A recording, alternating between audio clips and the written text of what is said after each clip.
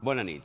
És possible que un estat de l'Europa democràtica utilitzi mètodes absolutament irregulars, més típics d'un règim autocràtic, per destruir opcions i figures polítiques rivals? Aquest és el rerefons de l'anomenada Operació Catalunya, una conspiració d'opereta, però amb un considerable potencial corrosiu que tenia per objectiu frenar el procés independentista català.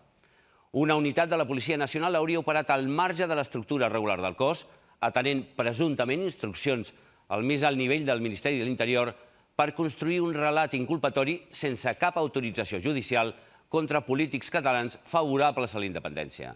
A l'ull de l'huracà, recordem-ho, no només hi són els comissaris presumptament implicats, sinó també l'exdirector de l'Oficina Antifrau de Catalunya o el mateix exministre Fernández Díaz, i amb suport mediàtic. Dues comissions d'investigació, el Congrés i el Parlament, miren d'establir-ne les responsabilitats, però enmig d'un ambient enverinat. Tractem, tot seguit, de fer l'anatomia de la conspiració.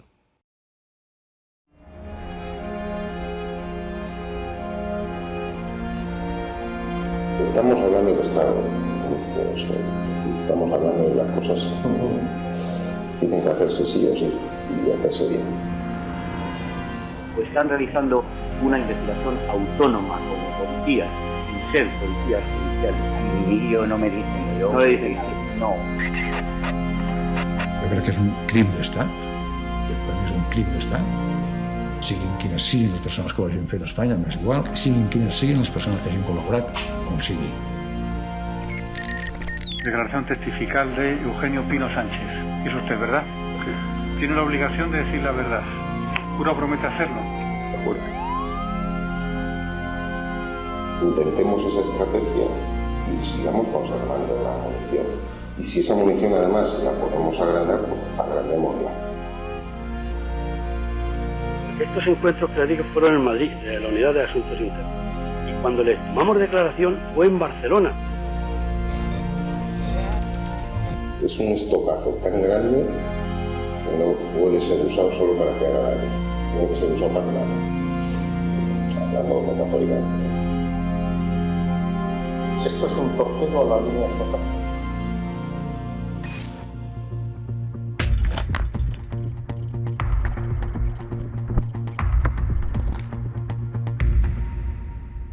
La Operación Cataluña es el conjunto de las actuaciones policiales que, sin control judicial y con un fin no de perseguir un delito, sino de contrarrestar un proceso político como es el proceso soberanista, se desarrollaron durante el mandato de Jorge Fernández Díaz en el Ministerio del Interior. Operación Cataluña no me parece una mala definición, es decir, hubo una operación policial para investigar la corrupción en Cataluña. Yo creo que el término policía política es el término adecuado, porque es una policía política realmente, es una especie de gestapillo. Això és una ensalada que jo crec que és molt vergonyosa i que és una vergonya que algunes d'aquestes persones continuïn en política.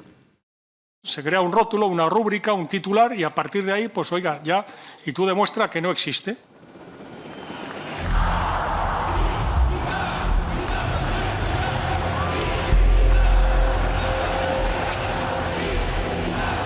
Mostrarem al món quina és la nostra voluntat.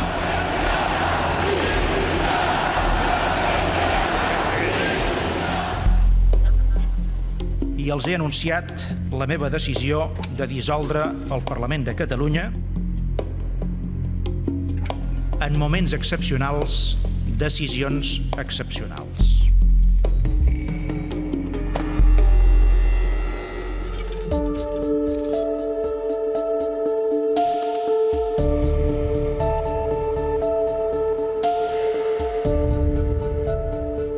Ciutat de la Justícia.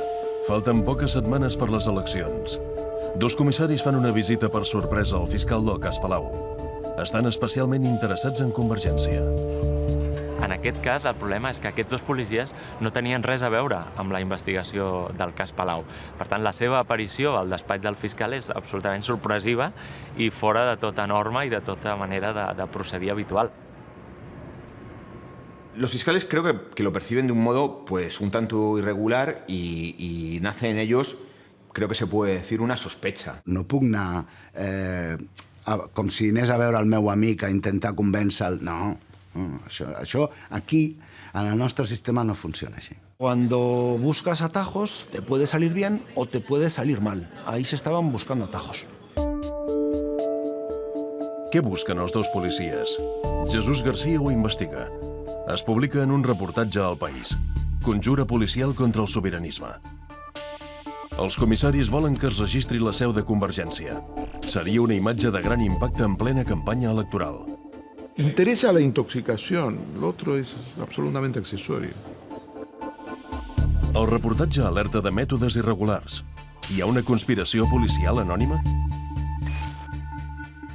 Veiem que hi havia un grup de policies que estaven fent informes sense base legal, sense recolzament d'un jutge i que, per tant, alguna cosa, algun soroll de fons hi havia. No, no funciona així. No, ni ha de funcionar així. Y en este caso, pues todo se sale todo de cualquier estándar de procedimiento con los que trabajamos habitualmente. La reunión es bastante tensa y los policías se vuelven a Madrid pues bastante disgustados y bastante cabreados porque no han podido utilizar el caso Palau para hacer una investigación más amplia.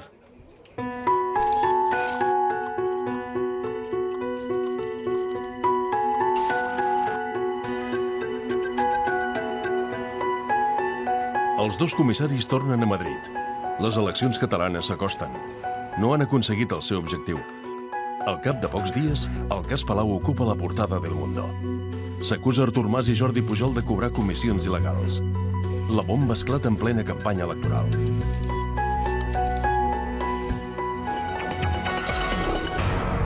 Convergència Democràtica presentarà una querella criminal contra el diari El Mundo, que avui publica una informació sobre un presumpte informe policial que vincularia Artur Mas i la seva família amb la corrupció i el pagament de comissions al partit. La informació es basa en un esborrany policial que aixeca sospites.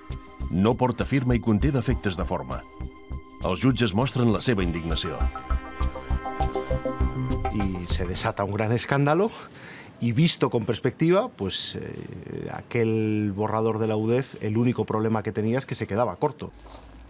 Aquí falta la data, falta el nom de la firma. Sobretot no té autor, és un document que no té autor. Per lo que veig és bastant burdo, per dir-ho així en castellà. Un dossier que no es oficial, es un dossier reservado, vamos, un basura. L'entrada esborrany, que ja això a un jutge no se li presenten esborranys, senyor meu. Un esborrany és un instrument de treball dins de la policia, però al jutge no se li pot presentar un esborrany, se li presenta el document. El error es convertir ese escrito en una conclusión, porque eso simplemente es un rumor, es una pista que puede ser cierto o no puede ser cierto, pero sin haber pasado por el conveniente proceso de investigación no puedes convertirlo en la conclusión, porque entonces acabaríamos en un estado policial o en algo parecido a la Gestapo. Ese documento era relevante indiscutiblemente desde el punto de vista periodístico, por lo tanto la obligación de nosotros como periodistas era publicarlo. Eso es lo que sentenciaron, insisto, diversos magistrados tanto de Barcelona como de Madrid. Y ese fue el inicio de todo, ¿no? Como diría Piqué, ahí empezó todo. Arriba la nit electoral. Els resultats no són els que esperava Convergència. Noves dades amb escrutini, en aquest cas Convergència i Unió guanya aquestes eleccions, però amb 12 diputats menys. CiU tiene 50 diputados, se queda muy lejos de la mayoría absoluta que pedía Artur Mas. El periòdico de Catalunya titula a tota pàgina "Patacada". Per La Vanguardia, Mas ha rebut un dur càstig. Pel diari El Mundo, Mas entra a la història, un titular que completa amb l'avantítol "Protagonitza el ridícul electoral més gran en 30 anys de política autonòmica". Anoche en Twitter su director dijo esto. ¿Quién nos iba a decir que en la redacción del Mundo tendríamos la sensación de haber ganado unas elecciones autonómicas en Cataluña? Y hace unos minutos su adjunto lo ha rematado en el debate al rojo vivo. La ciudadanía, que es soberana, ha dictaminado y ha dicho estos señores no son trigo limpio. Però continua creixent la sospita sobre el famós informe sense autor. Qui ha fet l'esborrany? Quin és l'autèntic autor? El Mundo assegura que és la UDEF, la Unitat de Crims Econòmics i Fiscals. És a qui pertoca investigar un cas així. Però, en canvi, la UDEF ho nega. Com en aquest interrogatori a què ha tingut accés al 30 minuts.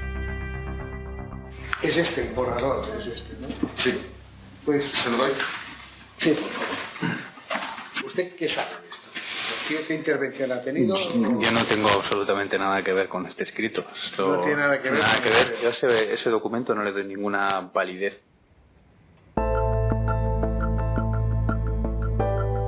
L'autor continua sent un misteri. Però qui eren els dos comissaris que van fer la visita per sorpresa a la ciutat de la justícia? Crida l'atenció especialment un dels dos policies, Marcelino Martín Blas.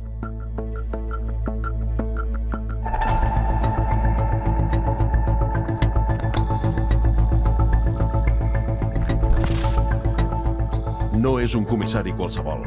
Acaba de ser nomenat cap de la unitat més discreta de la policia, Afers Interns. Marcelino Martín Blas, aparte de ser el jefe de los asuntos internos, es el hombre del PP en la policía antes de la llegada al poder. El problema és que el cap d'Afers Interns només s'hauria de dedicar a investigar policies. En canvi, a la visita està interessat en Convergència. No deja de ser llamativo que el máximo responsable del Departamento de Asuntos Internos, es decir, de investigar a los propios policías, si hay corrupción dentro del cuerpo o no, pues se le encomiende una tarea de estas características. Pero bueno, la policía consideró que podía hacerlo entre sus atribuciones. Marcelino Martín Blas se implica directamente en lo que hemos llamado la Operación Cataluña.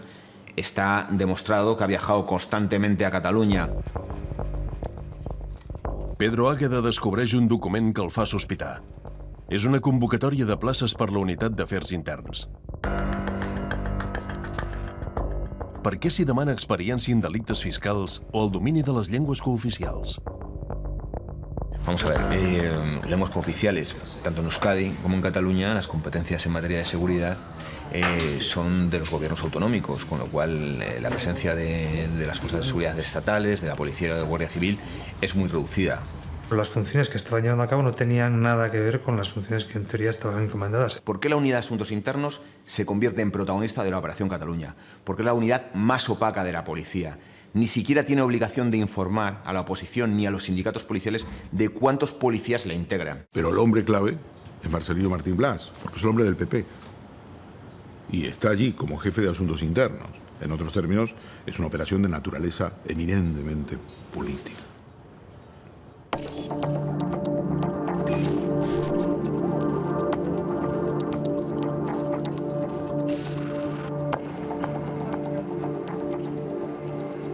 ¿Qué opinas de Xavi Trias en todo este proceso? A mí me ha llegado una información, pero no la tengo contrastada. Me han dicho que Javier Trias tiene una cuenta en el extranjero con alrededor de 12 millones de euros. ¿Y si eso saliera, tú qué opinas de eso? Yo, ministro, soy partidario de asestar el golpe cuando el golpe vaya a acabar con el animal. Fixa't. És que és grossíssim, és que és una cosa al·lucinant. Costa d'entendre que hi pugui haver gent tan dolenta, no? Me aseguraría de que estuviera bien asestado para que si es mortal, sea mortal. Quan ho escoltes, és que queda sorprès, No entens com hi pot haver gent tan deshonesta, no? El 9 de novembre, tots estem convocats a la consulta popular no referendària sobre el futur polític de Catalunya amb la següent pregunta. Plantear la impugnación ante el Tribunal Constitucional de las actuaciones de la Generalitat para la convocatoria y preparación de una consulta. És un diumenge d'un cap de setmana bastant tranquil pel que fa a mi. Jo tinc la responsabilitat de portar el departament de premsa de l'Ajuntament de Barcelona en aquell moment y em sona el móvil. Llamamos al jefe de prensa de Xavier Trias, cumpliendo la diligencia exigible a cualquier medio de comunicación. Y em diu, mañana vamos a publicar que Xavier Trias tiene una cuenta. Tiene una cuenta en Suiza con este importe y queremos saber vuestra opinión. Él lo negó. Que lo hemos pillado y que lo publicamos mañana. Però que no tinc 13 milions a Suïssa, això és evident. Digue'ls que és fals i que si ho publiquen em carallaré. O sigui, que tinguin molt clar que això no va de broma. I a les 7 del matí ja rebo una trucada del Xavier Trias dient-me que es vol querellar inmediatament. Reflejamos las conclusiones policiales y lo que dijo Trias y ya está. El Mundo publica en portada la informació. Una transferència de Suïssa a Andorra.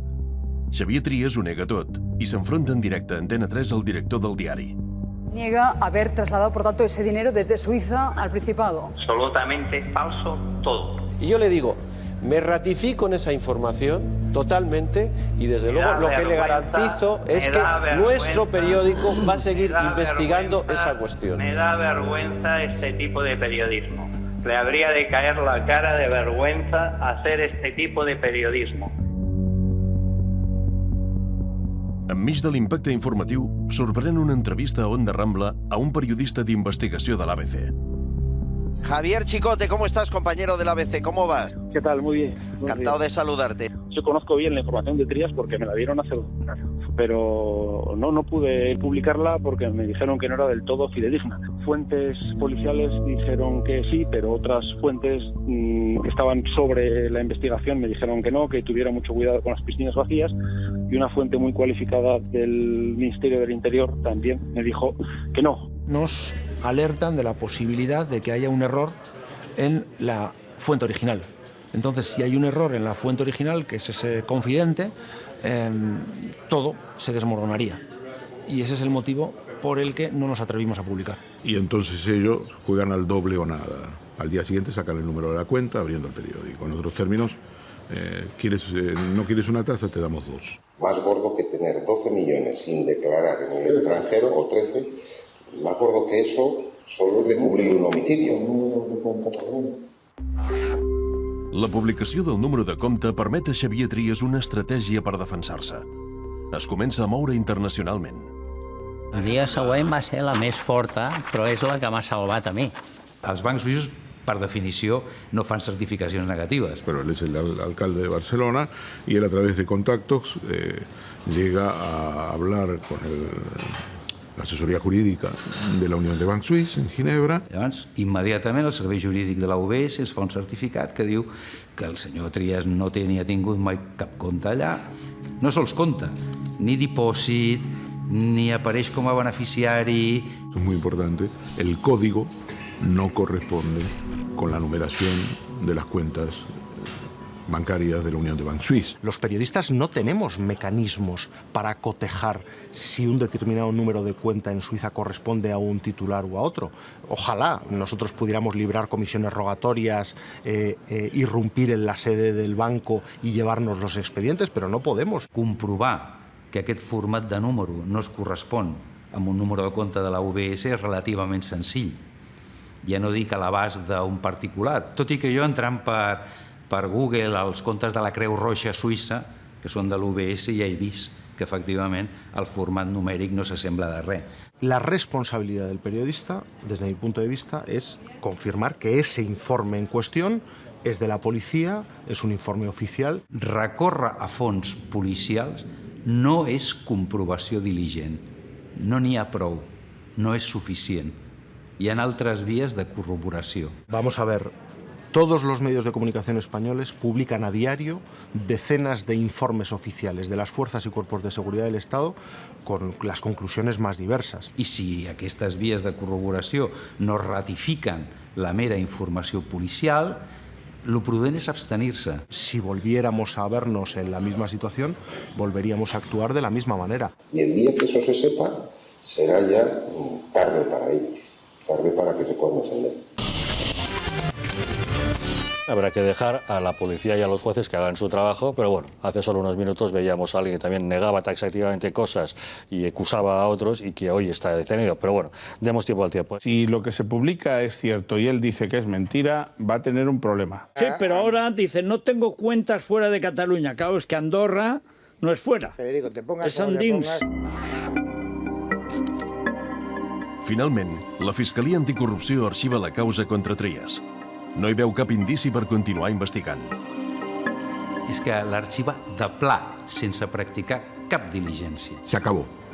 Y cierran sin ningún tipo de investigación. Però la història no s'acaba aquí. El Mundo publica una fotografia del suposat comte suís i entrevista el comissari que se'n fa responsable. Tampoc és un policia qualsevol. Al contrari, és Eugenio Pino, el número 2 de la policía. Automáticamente acudimos a Suiza y nos mostraron los pantallazos. Hemos fotografiado la pantalla del banco en Suiza con su nombre. Bueno, és que és al·lucinant que hi hagi gent que, malgrat la demostració, continuïn amb aquesta història. Y hay varios policías testigos. Ahí está. Que luego, evidentemente, la Fiscalía ha entendido que eso no es motivo suficiente, pues bueno. És que és molt greu. I, per tant, el que m'ha tocat fer és posar una altra querella. Vamos a ver, yo creo que nosotros hemos hecho un gran servicio al Estado.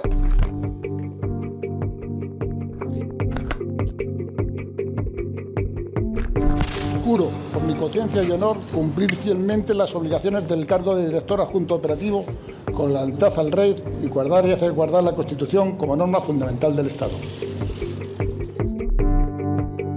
Però quin paper hi té Eugenio Pino? Per molts, és un dels màxims impulsors de l'Operació Catalunya. Eugenio Pino es lo que en la policía se conoce como un botas, que es el nombre que se da a los policías que han pasado la mayor parte y se han formado como antidisturbios en la unidad de intervención policial. Él no es un antidisturbios cualquiera, era el jefe de los antidisturbios en el gobierno de José María Aznar. Pino, con sus influencias, logra ser nombrado el policía más importante, el director adjunto operativo, el número 2 de la policía. En realidad es casi el viceministro del Interior, es el brazo derecho de Fernández Díaz. Y empieza a desarrollar sus obsesiones. Una de las obsesiones de Pino pues, es la integridad de España y el separatismo catalán. Y a eso dedica tiempo y esfuerzo. La cúpula de la policia va apareixent al darrere de l'operació. Eugenio Pino com a número 2. Per sota, nomena Marcelino Martín Blas, el cap de la unitat d'afers interns. La seva autèntica mà dreta. Un nom que anirà sortint en els pròxims episodis.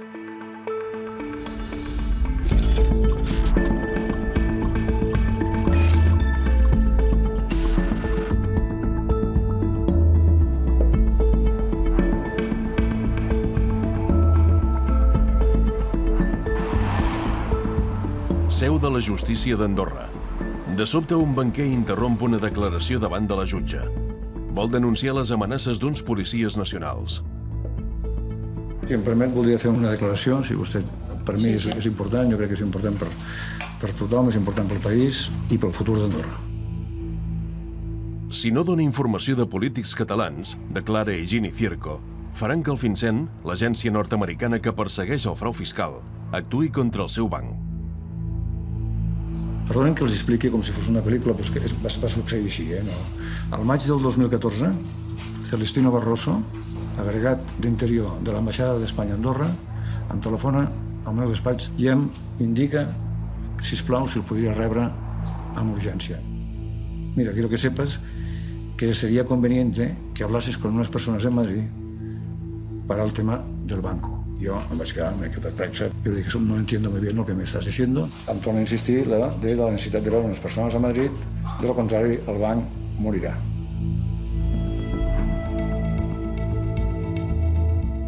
A Madrid hi envia el director executiu del banc, Joan Pau Miquel. La cita és amb un comissari, en un hotel a pocs metres del Ministeri de l'Interior. Es troba en el hall de la Villa Magna de Madrid i el seu tercer, Marcelino Martín Blas, jefe de Asuntos Internos de la Policía Nacional Espanyola. Què li demana? Al Marcelino Martín Blas li demana tres coses. Si tenim comptes de la família Mas, d'en Mas o de la família Mas, de Junqueras o de la seva família, o del Pujol i de la seva família. Quan, a més, el Martín Blas li confirma, li diu, si no me das los documentos, en 15 días interviene el CINCE. Estava tot preparat. El Joan Pau Miquel entrega el que vostès coneixen com a pantallazo del mundo amb el Marcelino Martín Blas, en els quals apareixen el nom de la mare i a tots els fills, que pugen 4,5 milions d'euros bancaritzats. És a dir, la informació que surt al Mundo la facilita el Joan Pau. La facilita el Joan Pau. Per què? Segurament vostè i vostès es faran la pregunta de per què no denunciem. Miri, per por. per por. Jo tinc 2 filles, 4 nebots, un germà, una mare gran i res més. A mi l'amenaça que vaig rebre, a mi l'extorsió que jo rebo no prové, perdoni l'exemple, de l'Ajuntament de Drall, sinó que prové del govern espanyol. Jo crec que és un crim d'estat. Jo no he tornat a jugar mai més feliç amb les meves filles, mai més.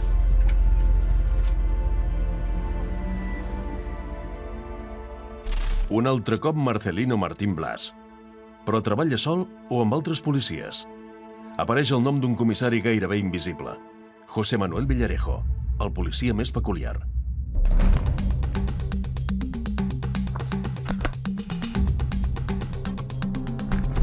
Villarejo es un agente secreto y es el personaje de las operaciones encubiertas. Pertenece a esa generación de policías, ahora comisarios, que ingresaron en la policía en los extractores de la dictadura, a principios de la transición, que han manejado mucho dinero de los fondos reservados. Tiene mucha información, una cantidad de información tremenda. Este gobierno, como otros gobiernos que le precedieron, de distinto signo político, como el PSOE, pues ha recurrido al comisario José Manuel Villarejo para trabajos que habrá quien se atreva a decir que absolutamente irregulares, por no decir ilegales. En una declaració judicial, José Manuel Villarejo reconeix que viatja sovint a Barcelona amb Marcelino Martín Blas per fer investigacions. Tenga en cuenta que en el tema de Cataluña yo me encargaba fundamentalmente de investigar delitos y tal, de la familia Pujol, etcétera, etcétera, y él se encargaba de apoyarme en algunas citas o en algunas historias y en otras de captar fuentes, como el señor ha salido ahora con las grabaciones del ministro, pero era una fuente que él decía que tal. Entonces, además de la actividad policial, rentabiliza esa actividad policial con una actividad empresarial. Le ha reportado pingües beneficios económicos. Según publicó el diario El País, pues él está detrás de 12 sociedades distintas que valen más de 16 millones de euros.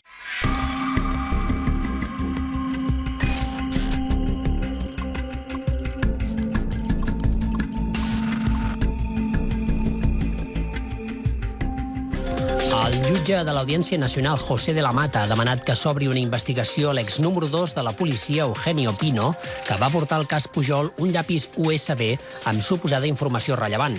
El magistrat anul·la ara la prova i considera que l'actuació de l'antic comandament podria ser constitutiva de prevaricació, frau processal i fals testimoni.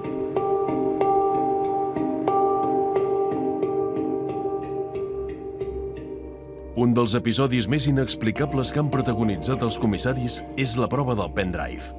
Hauria de contenir informació rellevant sobre el cas Pujol. Però davant del jutge, els comissaris i els detectius que l'haurien obtingut ho neguen tot. No se'n fan responsables i la prova s'acaba invalidant. Nosotros jamás aportamos ningún pendrive ni nada. Usted nunca le entregó a Martín Blas un soporte digital, un pendrive con documentos. Jamás, ni eso, ni nada. Ni tampoco a ninguna otra persona relacionada con Martín Blas. En el caso del pendrive no siguieron esos cauces legales, porque toda prueba que se incorpora a una instrucción judicial debe tener un origen claro. ¿Para qué? Para que los denunciados, que también tienen sus derechos, no le invaliden como prueba. Una mañana viene Marcelino a mi despacho y dice, tengo el archivo, ¿me dejas?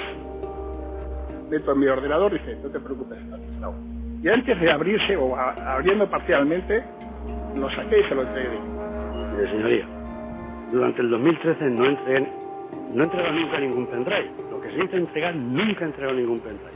A partir de que yo le entrego el pendrive, otra vez le hago este gesto, no he vuelto a saber nada del pendrive. Cuando alguien decide, para luchar contra un juez demasiado garantista, hacer trampas y al final te pillan, pues te puedes acabar cargando una investigación y ha sido peor el remedio que la enfermedad. No les interesa el problema de fondo, el delito, sinó les interessa la instrumentalització del delito con fines políticos. Si volem condemnar una persona que és una acció de l'Estat molt greu, ho hem de fer conforme a les regles que ens donem. El fi no justifica els mitjans, tot i que sigui un fi correcte, els mitjans han de ser correctes.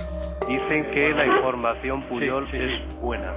Vamos a ver, no puedo saber si es buena, si es mala, si es regular, porque no hay pendrive. No seas tonto, no hay pendrive.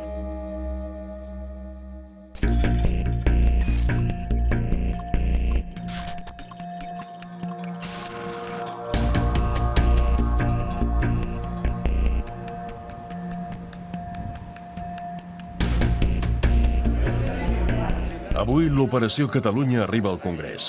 Comença la comissió d'investigació. Ha de donar explicacions l'exdirector de l'Oficina Antifrau, Daniel de Alfonso, sobre les polèmiques gravacions al Ministeri de l'Interior. ¿Va a contar todo lo que sabe, señor Alfonso? Muchos de los políticos a mí me venían con historias. Muchos, muchísimos, y con documentos y con papeles. Yo luego hacía lo que tuviera que hacer.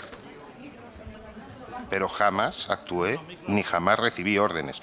Intentos, sí, de mucha gente, de mucha gente. Hay un refrán que dice, dame pan y dime tonto. ¿Tiene usted agallas, tan gallo que es, de decir aquello de nos hemos cargado su sanidad aquí, ahora y a mí?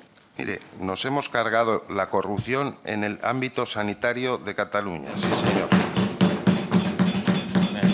Cuando acaben los tambores, la corrupción es usted. La corrupción es usted. No, la corrupción seguramente sea más usted que yo. ¿Es usted un conspirador? Pues no.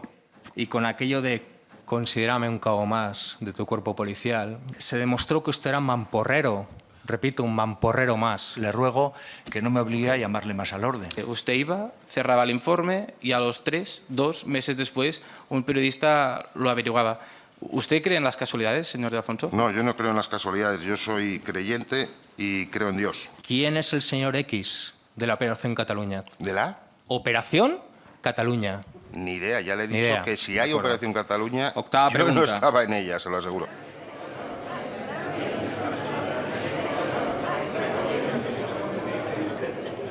Puedo asegurar que no ha habido ninguna voluntad política de investigar específicamente a ninguna formación política. Pensar que a un policía se le atribuye, pues en fin, oye, tú has de cargarte al procés, de verdad créame que no caería en ese absurdo. Si alguien ve al ministro dando órdenes a la policía o a la Guardia Civil y ellos aceptándolo, ¿no?, de que espíen a este o aquel dirigente, sinceramente, señorías, espero que me lo pregunten y yo les contestaré con mucho gusto. Jorge Fernández Díaz també compareix a la comissió d'investigació. L'exministre de l'Interior nega l'existència de la policia política. Assegura que no sabia què feia tota la cadena de comandament policial.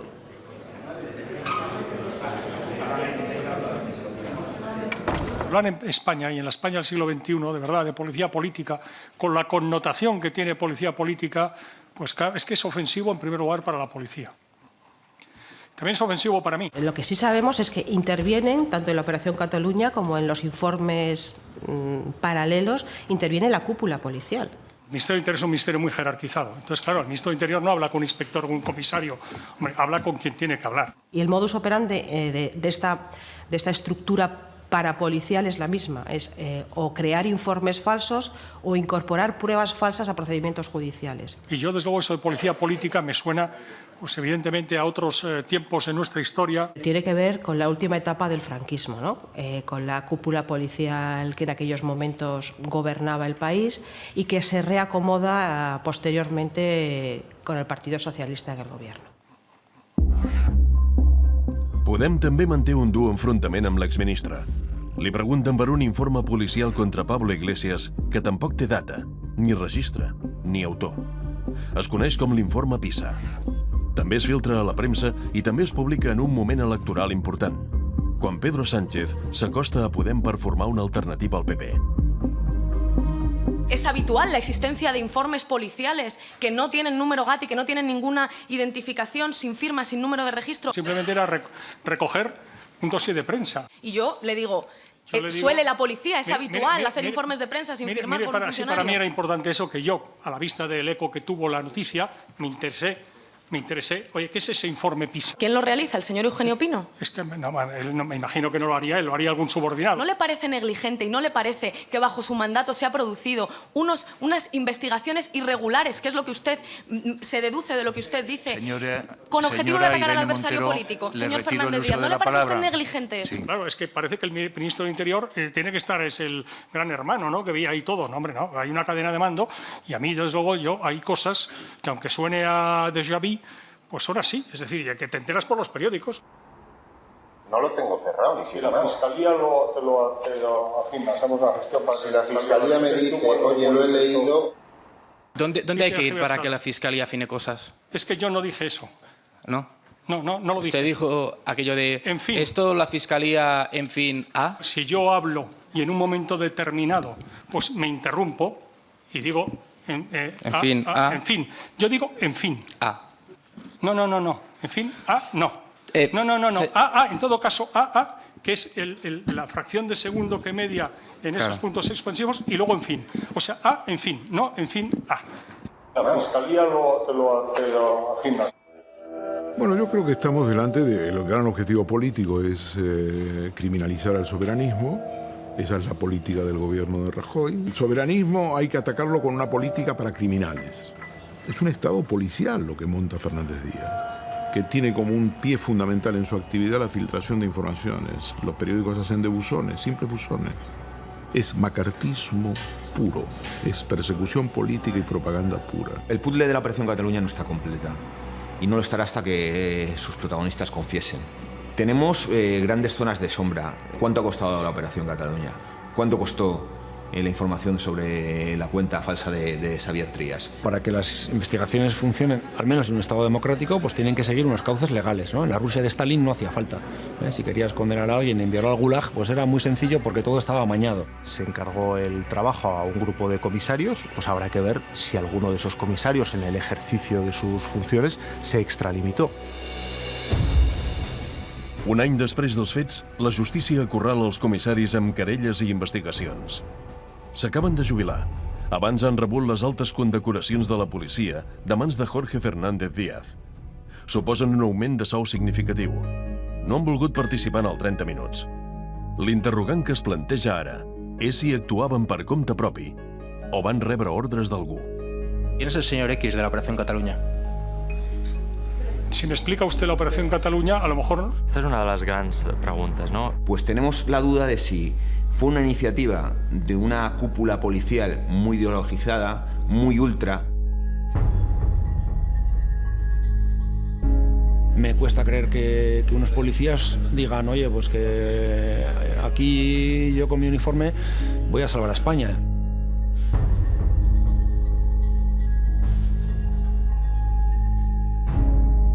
No cabe la menor duda. Jorge Fernández Díaz es el quien concibe la Operación Cataluña y tiene todo el apoyo de Mariano Rajoy.